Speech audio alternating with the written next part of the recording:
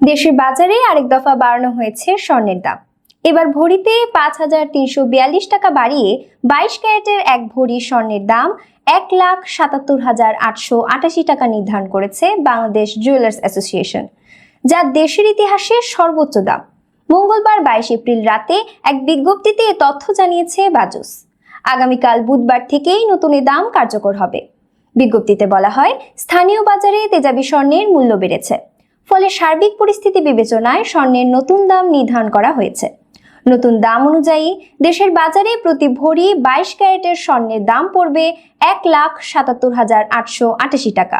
এছাড়া ২১ ক্যারেটের প্রতি ভরি ১,৬৯,৮০৫ টাকা, ১৮ ক্যারেটের প্রতি ভরি ১,৪৫,৫৪৩ টাকা এবং সনাতন পদ্ধতির প্রতি ভরি স্বর্ণের দাম ১,২০,৫১২ টাকা নির্ধারণ করা হয়েছে।